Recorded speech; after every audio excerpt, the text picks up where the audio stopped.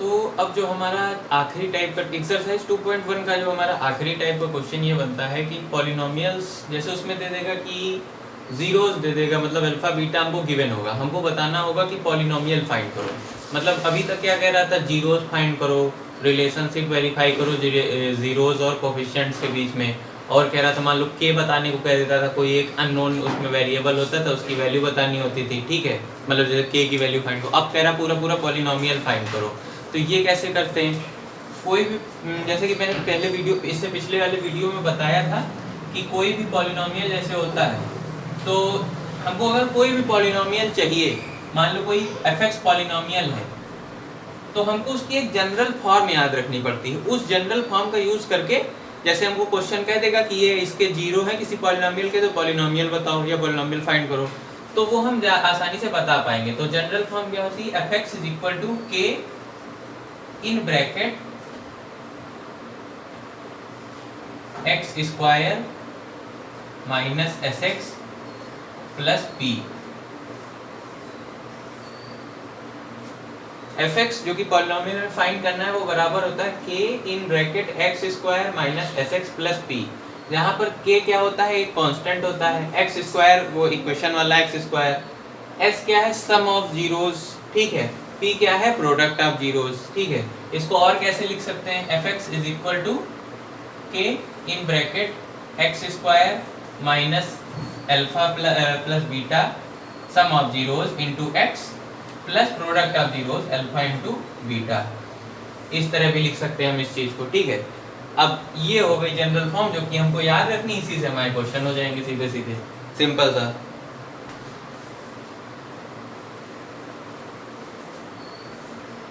अब क्वेश्चन जैसे एक दे रखा है इसमें, एग्जांपल नंबर 13।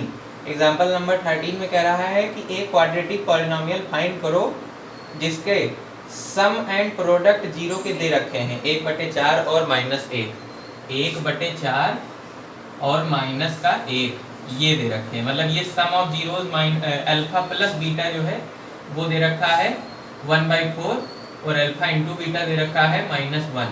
ये चीज हमको इन्फॉर्मेशन गिवन, हमको पॉलिनोमियल बताना है। तो हमको जनरल फॉर्म पता है, F x is equal to, value रखना है केवल k in bracket x square minus alpha plus beta की वैल्यू क्या है 1/4, तो 1/4 लिख दो।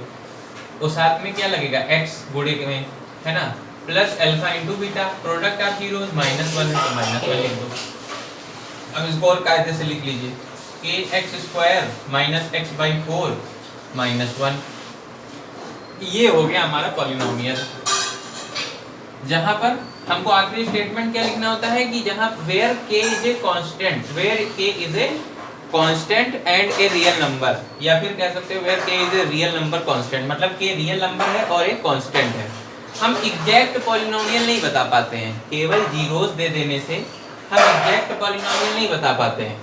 के टर्म में कोई बात आती है, ठीक है, पर हम दिखा देंगे कि यही हमारा पॉलिनोमियल है जहां पर के कोई रियल नंबर कांस्टेंट है। बस ऐसे ही सारे क्वेश्चन होने जैसे कि ये किया गया है।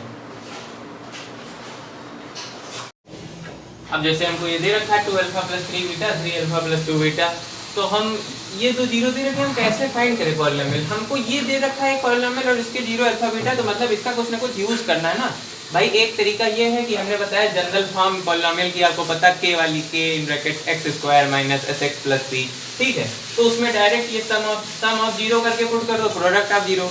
लेकिन ये दे रखा है तो कुछ इसका कुछ ना कुछ यूज करना होगा ना उसको, आंसर को सिंप्लीफाई करने के लिए। तो इसका यूज करते हैं क्या, अल्फा बीटा इसके 0 है, तो अल्फा प्लस बीटा क्या हो जाएगा, अल्फा प्लस बीटा क्या आ जाएगा, अल्फा प्लस बीटा यानी sum of zeros is equal to -b/a, -b/a, और b क्या है -5, तो -5, a क्या है 2। इक्वेशन से कंपेयर करके देख रहे हैं, तो आंसर क्या आ जाएगा 5/2, अल्फा प्लस बीटा यानी sum of zeros, alpha plus beta आ गया 5/2। अब अल्फा इंटू बीटा क्या आएगा, alpha into beta is equal to c/a। c क्या दे रखा है हमारा 7, a क्या दे रखा है हमारा 2, तो 7/2 आ जाएगा अल्फा इंटू बीटा आ गया। इन दोनों का यूज करेंगे हम सिंप्लीफाई करने के लिए क्वेश्चन में, तो इसको अलग लिख लेते हैं। Alpha plus beta is equal to 5/2, alpha into beta is equal to 7/2। ये हो गया दोनों हमारा अलग, हमने इसको नोट डाउन कर लिया, इनको मिटा दो। ताकि हम सॉल्व कर सकें।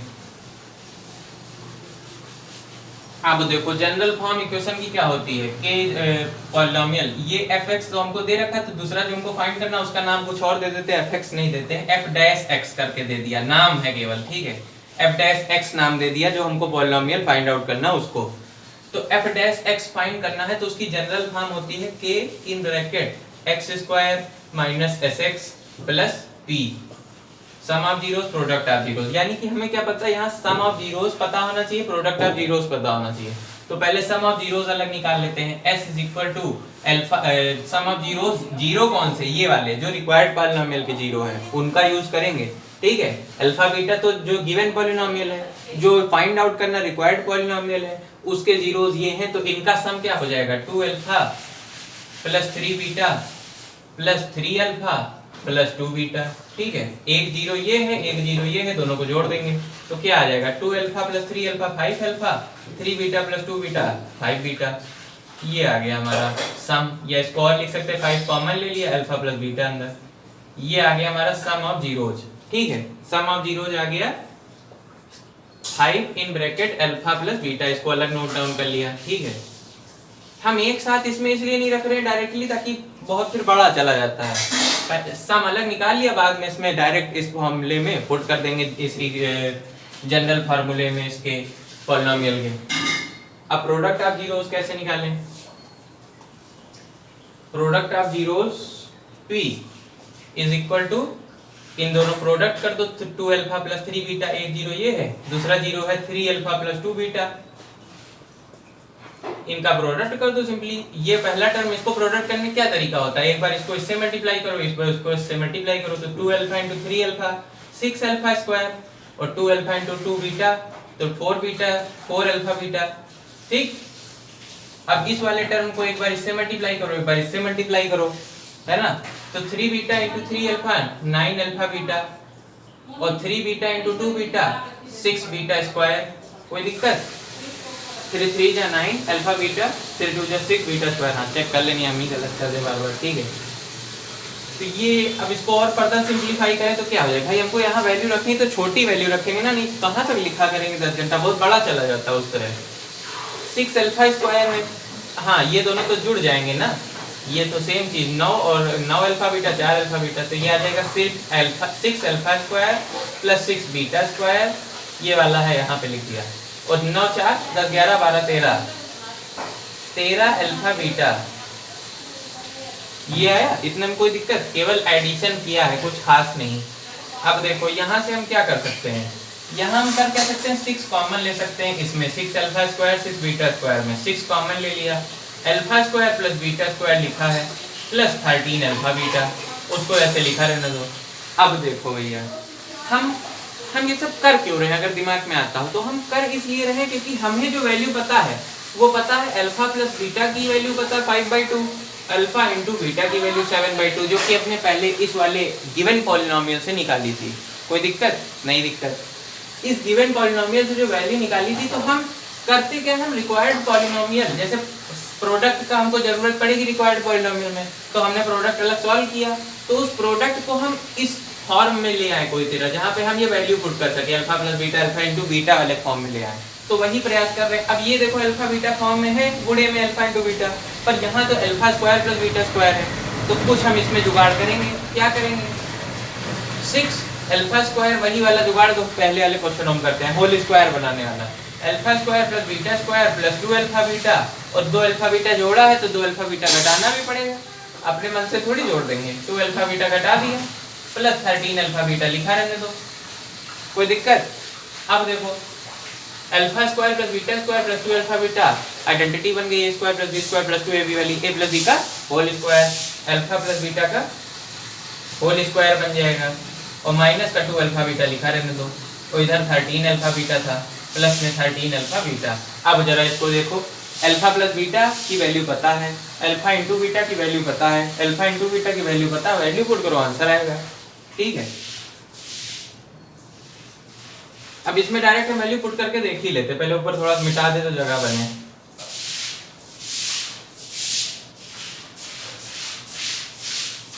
क्या है प्रोडक्ट, ये वाली लाइन लिख रहे हैं, product is equal to 6 in bracket alpha plus beta, एक ब्रैकेट बड़ा वाला एक ब्रैकेट उसके अंदर, अल्फा प्लस बीटा की वैल्यू 5/2 और उसका स्क्वायर है तो 5/2 इंटू 5/2 और माइनस 2 अल्फा बीटा की वैल्यू 7/2 तो 2 इंटू 7/2 2 7 जा 14/2। केवल वैल्यू पुट करके गुणा भाग कर रहे हैं। ठीक, ये हो गया ब्रैकेट 1। 13 अल्फा बीटा की वैल्यू क्या है? अल्फा बीटा की वैल्यू 7/2 तो 13 7 या 91 आ गया। अब देखो और सॉल्व कर लेते हैं इसको। 6 इंटू 25 5 से 25 अपॉन 4 माइनस 14/2 और ये और कट सकता है 2 7 या 14।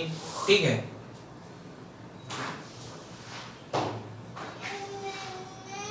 प्लस 91/2। अब आगे और कर लेते हैं। अब ये चीज हम अगर डायरेक्ट प्रोडक्ट और सम को उसमें रख देते जनरल फॉर्म में तो बहुत बड़ा चला जाता, इसीलिए अलग अलग सॉल्व कर रहे हैं। सम एक बार सॉल्व कर लिया, प्रोडक्ट एक बार सॉल्व कर लिया। 6 अब यहाँ एलसीएम ले लेते हैं। 4 25 माइनस 7 4 जा 28।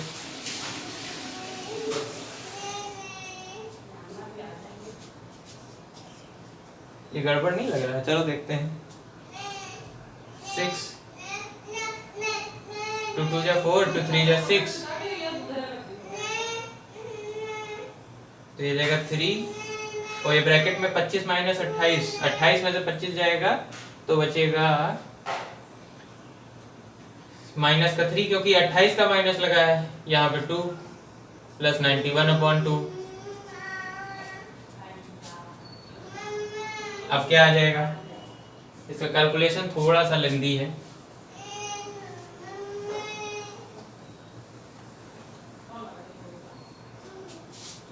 अब देखते हैं। प्रोडक्ट इज इक्वल टू ये 3 3 जा 9 हो जाएगा माइनस 9/2 प्लस 91/2 है ना, माइनस 9/2 प्लस 91/2। अब इसको सॉल्व कर सकते हैं। ये आ जाएगा हमारा एलसीएम ले, मतलब एलसीएम तो 2 ही खैर आ जाएगा, कोई दिक्कत नहीं। 91 में से 9 घटाएंगे तो कितना बचेगा? 91 में 10 से 10 घटाएंगे तो बचता है 81 यानी कि 82 बचेगा। ठीक, कोई दिक्कत नहीं। अभी 2 से कट जाएगा, 2 4 जाएगा 2 1 जा 2। प्रोडक्ट आ गया 41। प्रोडक्ट की हमको फाइनल वैल्यू 41 मिल गई। अब हम यहाँ पुट करेंगे 41। ठीक है, देखो अगर यही चीज डायरेक्ट सब सम और प्रोडक्ट एक साथ पुट करने लगते तो कितना बड़ा जाता, मतलब ऊब के आप छोड़ देते बीच में, इतना बड़ा जाता। पहले मैंने वैसे ही किया। तो सही तरीका यह है कि पहले सम अलग निकाल लो फिर प्रोडक्ट अलग निकाल लो। ठीक है, हालांकि खुद से करोगे तो समझ में आ जाएगा, फिर मतलब नेक्स्ट टाइम तो ऐसे भी याद रहे हो सकता है। तो अब यहाँ पे सम हमने क्या निकाला था? सम ऑफ जीरोस निकाला था 5 इन ब्रैकेट अल्फा प्लस बीटा और अल्फा प्लस बीटा की वैल्यू थी 5/2 तो 5 इंटू 5/2 कर देते हैं तो क्या आ जाएगा? 25/2। अब देखो हमको सम की भी वैल्यू पता है 25/2, प्रोडक्ट की वैल्यू 41 तो हम इसमें पुट कर देते हैं, हमारा पॉलिनोमियल आ जाएगा।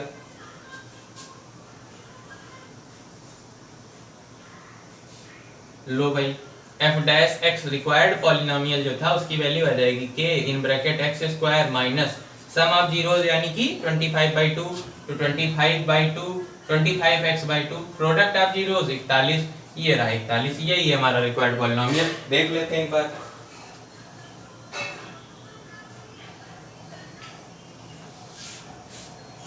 gx is equal to k in bracket x² minus 25/2 x plus 41 where k is any non-zero real constant। आखिर में लिख दो this is the required polynomial, this is the required polynomial and where k is a real number constant, है ना, जहाँ पर k कोई constant है, रियल नंबर है।